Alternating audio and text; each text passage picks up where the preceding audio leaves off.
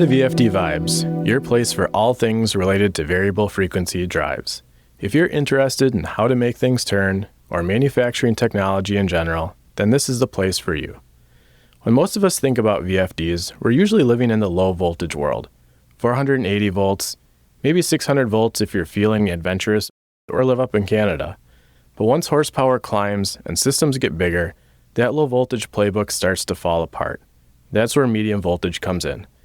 Medium voltage VFDs power some of the largest motors in the world. Massive pumps, fans, compressors, and critical infrastructure that simply can't be handled at low voltages. But MV drives aren't just bigger VFDs. They're fundamentally different in how they're built, how they're installed, how they're commissioned, and how they're operated. So in this episode, we're going to break down what medium voltage really means, how MV drives differ from low voltage in terms of physical design, operation, and applications, and when it actually makes sense to step up to medium voltage. To help us do that, I'm joined by Tim Scheidell, who works with medium voltage drives every day. He is going to walk us through the basics and give us a practical look at where MV fits in the real world. I'm your host, Greg Weichman, and this is Medium Voltage Major Impact. Tim, thanks for joining today. Thanks, Greg. Can you give the listeners a little insight into your background and your current role at Yaskawa? Sure. So I came to Yaskawa a couple years ago, started out in technical support. Through them, I've gone through and played in the low voltage world, becoming the lead in MV for technical support. Transitioned out of there into product management role in MV, and here I'm helping with sales, service, production, all the different points that make the MV business role at Yaskawa. Great. I have to imagine that technical support background and hearing firsthand from a lot of customers, problems, issues, and how they use the drive has got to really help you in this product management role. Oh, for sure. Definitely. Helps as a liaison between some of the engineering requests and follow-up repair requests. Kind of gets the ball rolling in the right direction. Awesome. So to start us off, let's talk about what actually qualifies as medium voltage and how is it different from low voltage in real-world terms? You kind of pointed onto it in the intro. So you've got several different voltage classes that most people are familiar with. You've got your residential 120, 240 voltage. That's the stuff you got in your house, in your garage, some of your welders. And that's typically single-phase voltage as well. Typically single-phase, correct. And then you step up into the industrial world where you start seeing 230 volts, 460 volts, 600-volt classes. That's typically your three-phase, can be split off into single-phase. But in the VFD world, that's most common, 230, 460, 600 volt. That's good till you get into high horsepower drives and equipment where you need more power. Medium voltage is your next step up. So that could be anything from 2,300 volt class all the way up to 13,800 volt class. These drives can run very large motors, very large pumps. What does that typically equate to, or what is the horsepower range of these drives? Yeah, typically medium voltage drives start in the 500 horsepower range. Yaskawa horsepower range is 500 to about 12,000 horsepower. These ranges can get up into the tens of thousands, 25, 35,000 horsepower drives for very large applications. That's crazy. When I got into the industry, and you're used to 120, 240 at home, I always thought 480 volts was high voltage. Definitely something I never wanted to touch. And it's crazy that in industry terminology, that's only low voltage. And you're talking about 13,000 volts being medium voltage. Obviously, high voltage then is what we consider transmission line type voltage. Correct. Medium voltage isn't something to play around with. So why would a facility want to step up to that level? What problems does MV solve that LV can't? MV helps out with a couple different things. First being cable sizing. The higher the voltage, the less the amperage. For instance, a 500 horsepower load in low voltage takes a much larger cable. In low voltage, a 500 horsepower drive is going to be closer to 600 amps, which requires quite a conductor. But I imagine in the MV world, that same 500 horse is a fraction of the amps. Yeah, that same 500 horsepower load at 4160 is going to be 70 amps. So your cable size physically will be much smaller in the conductor. Granted, you'll have more insulation on your cabling, but the copper component of the cabling is much, much smaller. And if you got up into multi-thousand horsepower drives in low voltage, you couldn't even build a conductor big enough to handle that. So MV helps solve that problem. Yeah, for instance, if we go up to, say, a 10,000 horsepower motor, which is completely unheard of in low voltage, you're still only at 1,300 amps at 4160. So it helps with cabling, wiring, logistics in a building. Obviously, all the equipment gets much larger at these horsepowers, but getting the conductors between them is a major cost, especially with longer cable runs and stuff like that. It's also going to be more efficient, right? Because your power loss in a cable is an I squared R loss. Correct, yeah, for sure. The drive's much more efficient at turning the motors. So aside from the cabling being different, how is the physical footprint different for an MV drive? The size, the cabinets, the components, compared to an LV drive? So that's a good question. When it comes to MV drives, they're way different in comparison to a low voltage drive. Usually we call the low voltage drives cubes. You mount them on a wall, they're one small contained device, couple cables in, couple cables out. Yep. Not so much with MV. Medium voltage drives can be quite large. Some of the smaller ones, roughly a 6-foot long footprint, 40, 50 inches deep. They're usually in an electrical room, mounted on some sort of pad or... So you're not just going to hang it on a wall like you would an LV drive. Correct, it's a much larger footprint. And with medium voltage drives, there's several components. They're more modular systems. They usually contain some sort of input switchgear. They contain some sort of output protection, other control components as well involved with the medium voltage. So you mentioned 6 feet wide, but I'm guessing those larger horsepower, like 5,000, 10,000 horsepower, how big can they get up to? The depth usually doesn't change, but they can be 20, 30 feet long, depending on how many sets of modules are inside. For reference, semi-trailers are usually 52 feet long, so you're getting to be past half the length of a semi-trailer on some of these. Correct, yeah. Big electrical components. You mentioned something called a power cell.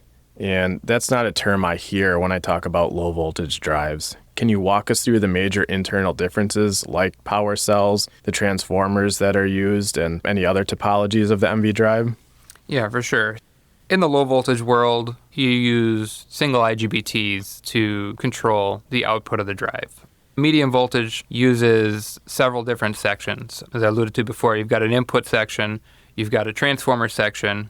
What the transformer does is it takes that high voltage and turns it into a multi-pulse low voltage that feeds our power cells. So what we do is we step our voltage down from whatever class the drive might be, 2.3, 4160, all the way up to 13.8, and we step that down to a manageable voltage. All of our secondaries on that transformer come out at 1200 volts.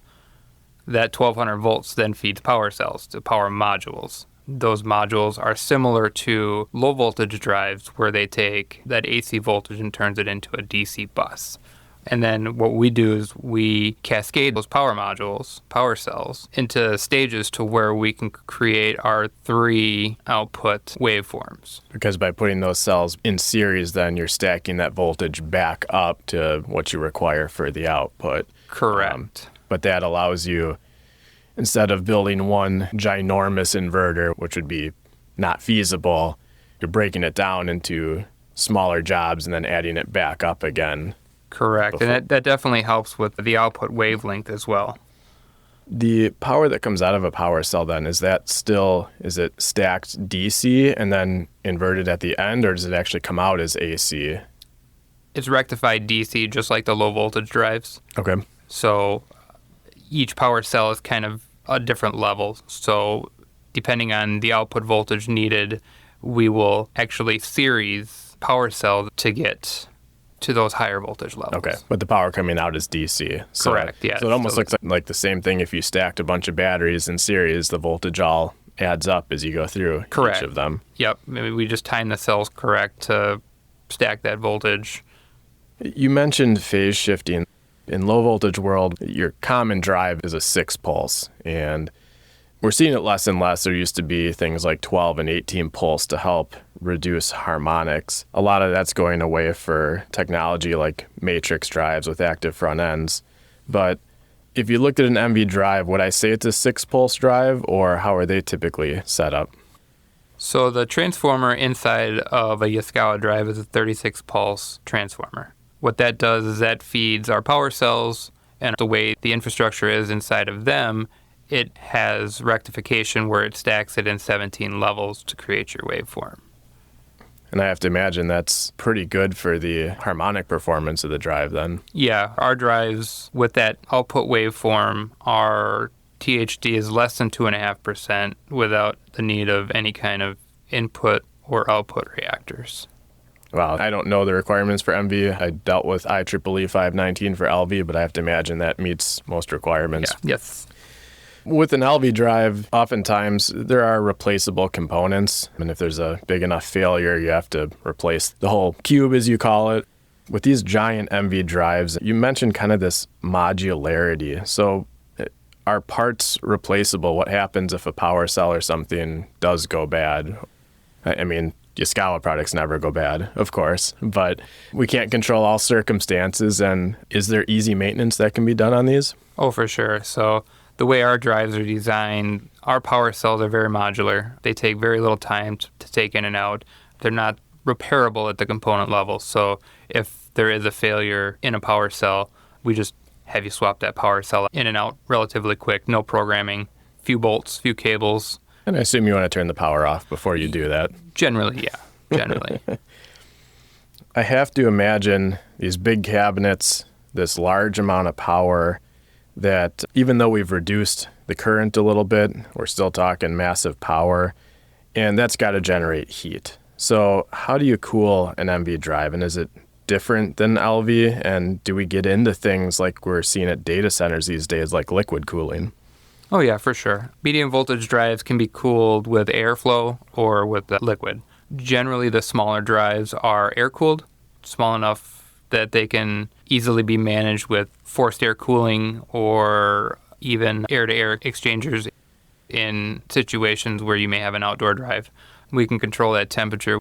We keep close monitors on all the major components in the drive, vary fan speeds to keep the cabinet conditions in an acceptable range. But you also alluded to larger drives. The larger horsepowers, they have so much heat that they do require liquid cooling just to get some of the heat away from the components.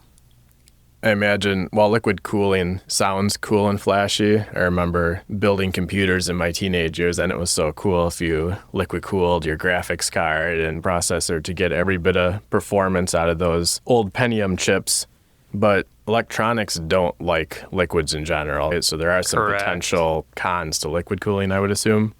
Yes, and talking with several people in the field that have replaced liquid-cooled drives with air-cooled drives, that's their number one complaint is after so long they just turn into leaky, high maintenance. You can't stop it, right? We all have the garden hose that no matter how quality it is, after so many years, it's going to start leaking on you every time for you sure. use Yeah, it. that was always the biggest complaint that I heard when I was talked to somebody in the field was, yeah, I'm glad that drive is gone. I don't have to worry about leaks anymore.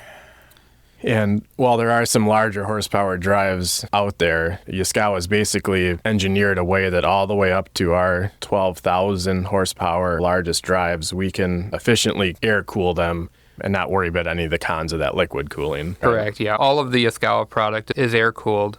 Big things with the air cooling is you got to keep in mind the heat load that the drives do consume. So if you're putting these things in a room, you have to make sure that that room has sufficient airflow to keep the drives cool on the inside. You mentioned a drive sitting outside. When you take a low voltage standalone drive, sometimes we put it into a configured package, and there's different enclosure types based on the environment, such as 3R is typically what you would use outside. Is there something similar? Would that be considered a 3R MV drive, or are there outdoor ratings for that? Correct, yep. So we play by the same rules as low voltage. So we have NEMA 1, NEMA 12, NEMA 3R. Okay. We do have categories of all those. So being inside, you just have to worry about the expelled heat from the drive. Yeah. The outdoor stuff, our larger stuff has climate system that keeps a walk-in enclosure to the proper temperature with an indoor drive inside of it. And then we also have a standalone 3R unit, which uses what I talked about earlier with air-to-air Heat exchanging. heat exchangers. So the air in the cabinet stays in the cabinet and it never gets fresh air from outside. Okay, which keeps the dust and particulate and other things out of It gives you that 3R rating. Keeps the wind, water, sand out. Awesome. What additional safety considerations might come into play at medium voltage that people might not appreciate dealing with low voltage? Arc flash is a big thing with medium voltage. Even in your low voltage world, you still have limited approach boundaries and all the rules you have to play by. They're much greater and much more of a problem to your health, more or less. If there's an incident with medium voltage, it's hard to walk away from. Yeah, an arc flash in that case is not going to be a firecracker. It's going to be an M80. Yeah, I think everybody's seen the Fluke arc flash videos, and most of those arc flashes that you see in those safety videos in your arc flash training, most of those are medium voltage. It's one massive explosion and bang. So you definitely need to be very cognizant of your approach boundaries when you're working on the drives, walking near the drives, as well as the safety interlocks in the drives are very important. They're life-saving. They're not just a warning. They're life-saving. So if someone tries to open the drive, will it actually power down? Yeah, so on all of our drives, every component that is behind a door that has medium voltage on it, if that door is opened up, the drives immediately kick out. They open the input line, whether it be integrated into the drive, it'll open the drive's contactor, or usually they're interlocked back with the feeding MCC cabinet to the drive. So there's absolutely no way power can get in anymore once that interlock has been actuated. Correct. Yeah, in my 20-ish years in the industry, I don't know how much NFPA 70E requirements changed, but I know the rules to follow it are much different. Gone are the days, even at the start of my career, when you'd use your screwdriver to get yourself in that live panel and you'd start metering stuff out without turning the power off or putting gloves or even safety glasses on sometimes. Not saying it was a smart move, but companies didn't enforce it the same way. Obviously, we've gotten smarter and better at that. But yeah, I stayed out of places like the MCC room where you had to put on at least a Category 2 suit to walk in. I never had to rack in MCCs or anything like that. But I would be very, very careful playing around anything medium voltage, that's for sure. For sure. And then when it comes to working on these things, even when they're dead, once you turn the power off to these things, generally you're still suited up and you ground everything out too. You take what's called a hot stick, basically a grounded cable with a grounding electrode on the end of it, and you go through, open your doors up, and then you ground out all of the high voltage conductors right to a chassis ground, just make sure there's nothing residual. Because there's capacitors in there, right? Correct, Those can hold voltages beyond when input powers. Correct, yeah, definitely. Arc flash protection all the way up until you verified that thing is completely zeroed out is like of the utmost importance in medium voltage. Yeah, understandably. Getting a little bit more into running these large drives, how does the commissioning process differ? Are there checks or procedures unique to an MV startup? Oh, for sure. It's a whole system. It starts at the factory with a full testing before it ever even leaves. And these things are big. They go on a semi. They bounce down the road. These things, when they get installed on site, they do require specialized startup support. It's not just going to be the plant supervision that's going to say, yeah, put power on it and go. It's a full setup. It gets installed. Everything gets gone through one more time. Cables get torqued. It's powered up with low voltage first. Everything is checked to make sure all the values are good, powered up on low voltage. Then after that... No leakage, no shorts to ground. Correct, make sure all that kind of thing. Yeah, you figure if you're going to trip it at 480, it's going to explode at 4160. So we go through it. There's a full startup procedure. Startup procedure on a medium voltage drive takes anywhere from 2 to 3 days to do it properly. By the time you get it in, you go through all the no power checks, the low voltage checks, and then you bring MV on. It's a very entailed process.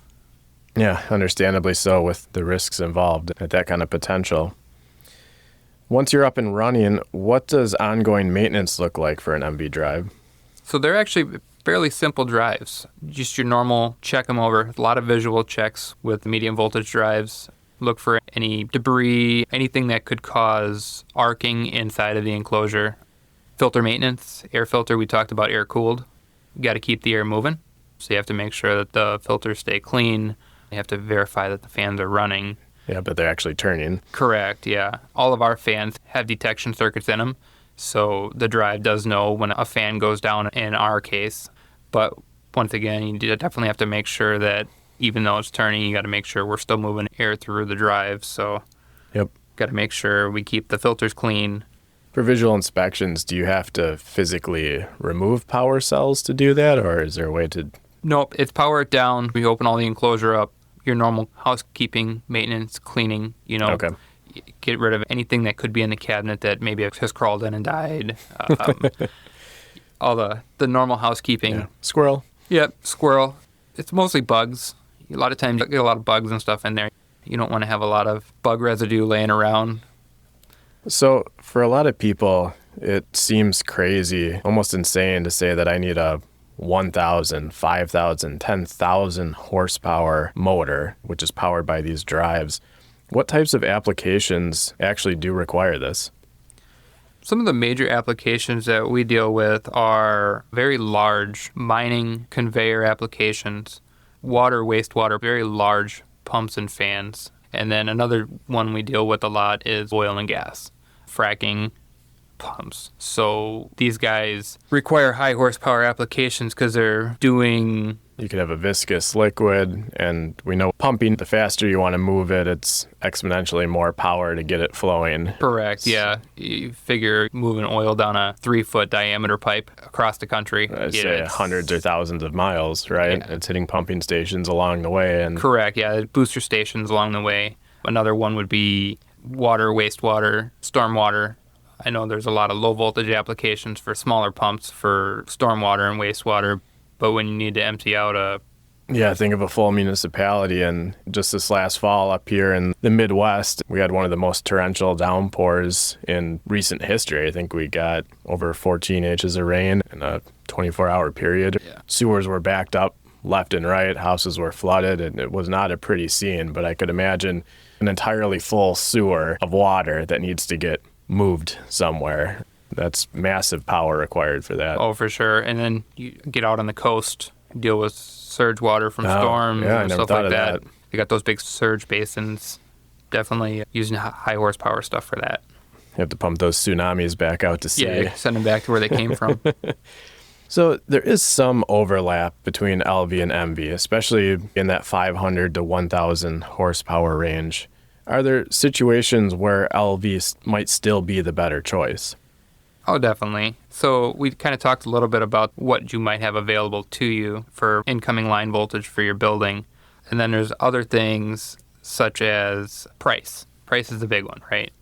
A comparable 500 horse in both voltage categories, I assume it's much more expensive. It's going to be than MV. much more expensive on the medium voltage side due to the fact the components to handle medium voltage cost exponentially more than smaller 500 horsepower low voltage drives. And a lot of that is the isolation, insulation, and everything that's Correct. required with that level. Yeah, right? so when it comes to medium voltage, you do have inherent benefits. You have the low harmonics out of the gate. So if you're looking for a low harmonic solution with medium voltage, it's still that same box. You do have the ability also to use longer cable runs with medium voltage without needing additional components. Okay, so low voltage might be the better choice if your load's actually relatively close to your Correct. drive. Correct. Could be also your space, too. We talked about space. We're talking a pretty large box. Even for a 500 horsepower, you still need 6-foot floor space. Yeah, it might be twice as big as the LV. Yeah, versus that low voltage box, you can still hang on the wall. And then you kind of mentioned it, but availability. There's not everywhere that you have medium voltage. Some factories are fed from a transformer across the street. They only have the low voltage coming in. Correct. Right? Or your factory, you could only have so much. You could only have so much capacity, low voltage wise, off of your building transformer. That could steer you back towards medium voltage, as you could feed off of the high voltage coming into the building at your higher levels. So that could be a reason for MV.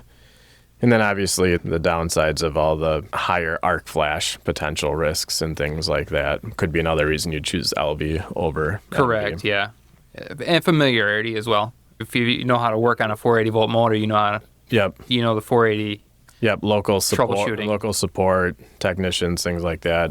You're going Yeah. to find a lot more people that understand low voltage than a medium voltage. Yeah, truck. just product awareness knowledge can steer you towards low voltage because you know it, right? Yep. If you were to look ahead at trends and technologies shaping the future of MV drives, is there anything new and interesting coming? Oh, for sure.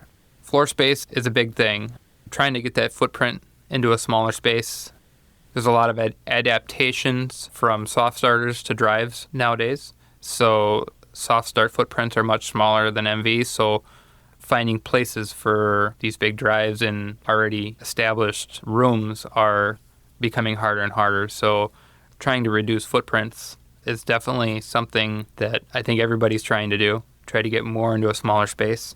Yep, so you can replace something existing without having to do a major modification to a room or a panel. Yeah, and that way you don't have to add on or add another e-house, or you can try to keep everything in the same area. Okay.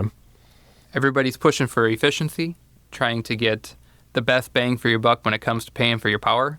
Get it in, get it out. Most torque per amp, I hear a lot of people talk Yeah, about. exactly. Power is not cheap, so you got to use it to the best of your ability. And then another thing, we're being driven by the growth in data centers. Data centers are huge right now, so being able to cool those data centers is a very large demand right now. Pumps, compressors, all that is definitely driving the demands.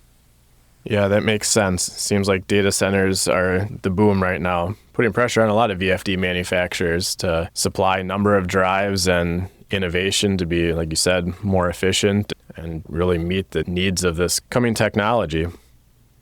That was a great look at what really separates medium voltage from low voltage, not just in voltage levels, but in how these drives are designed, installed, and applied. Tim, greatly appreciate your time and your expertise. Thank you for being here. If there's one takeaway, it's this. MV isn't just about bigger motors. It's about solving power and performance challenges that low voltage simply can't handle efficiently. If you enjoyed today's episode, please like or follow this podcast to stay informed when new episodes launch. And if we're doing a good job, please leave us a 5-star review. Thanks for joining, and as always, we'll see you next time on VFD Vibes.